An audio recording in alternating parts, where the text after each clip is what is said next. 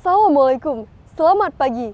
Puhaba Syedara, hari ini kami kembali hadir menemani Anda dalam Berita Aceh. Bersama saya, Elzira Felicia. Sejumlah berita aktual dan menarik lainnya telah kami sajikan untuk Anda. Berikut 3 berita utama pada pagi hari ini.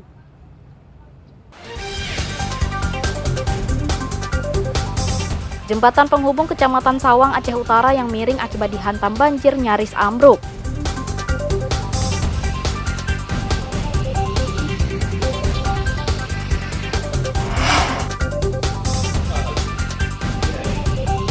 Sejumlah barang yang diselundupkan dari luar negeri disita petugas Bea dan Cukai Langsa.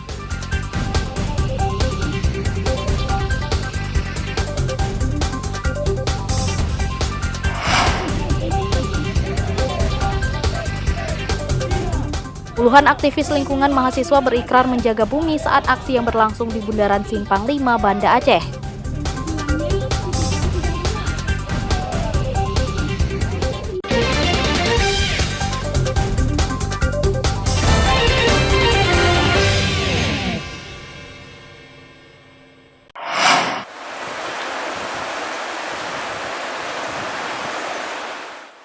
Jembatan penghubung di Kecamatan Sawang, Aceh Utara nyaris roboh diterjang banjir. Akibatnya jembatan tersebut miring dan membahayakan keselamatan warga. Jembatan induk Kerangka Baja di Desa Sawang ini sudah 2 kali dihantam banjir. Pertama sekali, jembatan tersebut dihantam banjir pada akhir tahun 2023. Kondisi serupa juga terjadi saat banjir Jumat pekan lalu. Warga terpaksa melintas meski khawatir dan berbahaya lantaran kondisinya makin miring. Tiang jembatan bergeser lantaran diterjang arus banjir sehingga bangunan jembatan tak lagi seimbang. Pemerintah setempat sudah mengimbau agar selalu berhati-hati saat melintas, apalagi bagi kendaraan yang bermuatan berat. Hanya inilah satu-satunya jembatan akses ke kecamatan dan ke kabupaten, karena ke sana wilayah Birun. Dan di sana juga ada jembatan lagi yang jembatan gantung yang tidak mungkin dilewati oleh mobil-mobil yang tonasenya tinggi. Sementara kita tahu bersama bahwa di atas itu adalah perkebunan rakyat dengan komoditi sawit. Sehingga kalau ini jembatan ini roboh, efek besar yang dirasakan oleh masyarakat, terutama menyangkut dengan ekonomi masyarakat, jelas terganggu. Warga khawatir jembatan Rangka Baja ini roboh jika tergerus banjir kembali lantaran sungai di kawasan tersebut sering meluap.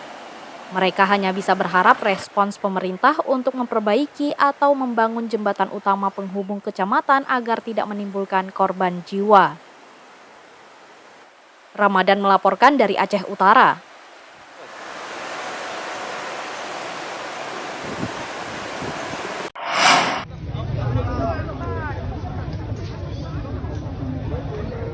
Sesosok mayat perempuan tanpa identitas ditemukan di kebun kelapa sawit Kecamatan Tamiang Hulu, Aceh Tamiang menggegerkan warga.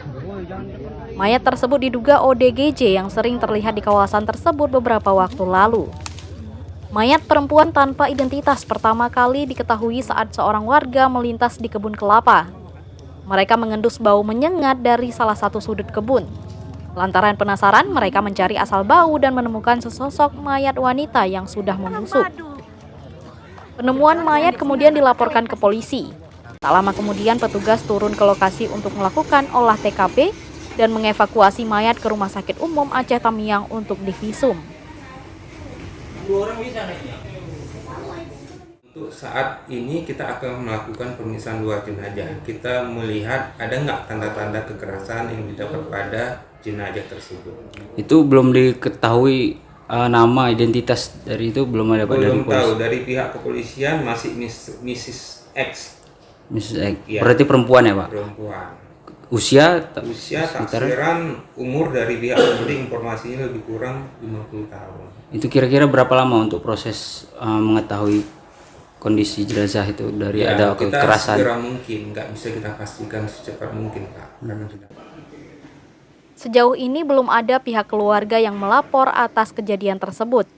Mayat tanpa identitas ini pun masih berada di Rumah Sakit Umum Aceh Tamiang dan segera dikebumikan. Ramadan melaporkan dari Aceh Tamiang.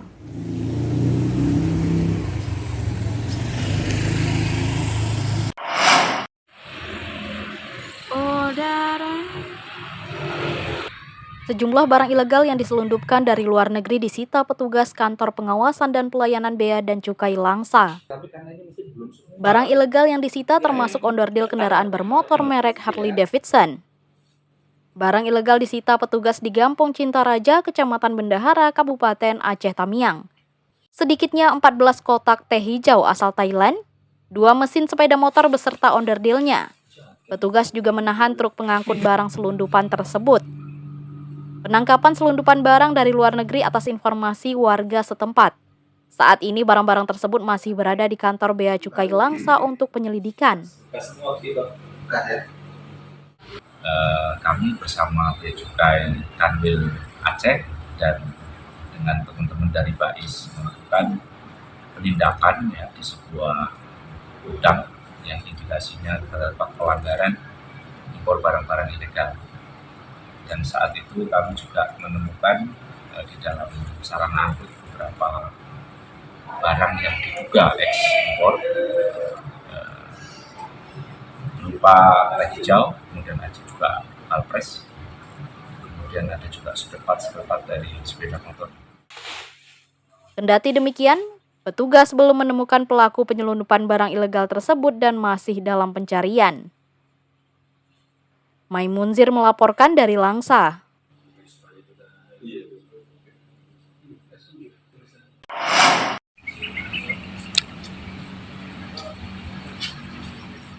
Menjelang Pilkada serentak November 2024 mendatang, Komisi Independen Pemilihan KIP Kota Langsa mulai merekrut anggota Panitia Pemilihan Kecamatan PPK. Rekrutmen anggota panitia ad hoc ini untuk membantu pelaksanaan Pilkada Gubernur dan Wali Kota. KIP Kota Langsa mulai membuka pendaftaran anggota PPK untuk 5 kecamatan. Para peminat anggota PPK harus memenuhi berbagai persyaratan, antara lain bukan pengurus partai politik dan berdomisili di tempat PPK yang ditunjuk. Pelamar juga harus warga negara Indonesia berusia minimal 17 tahun, sementara jenjang pendidikan minimal tamatan SLTA atau sederajat. Pendaftaran dibuka sejak tanggal 23 hingga 29 April 2024 melalui aplikasi Sistem Informasi Anggota KPU dan Badan Ad Hoc Siakba dan yang dapat diakses pada link www.siakba.kpu.go.id.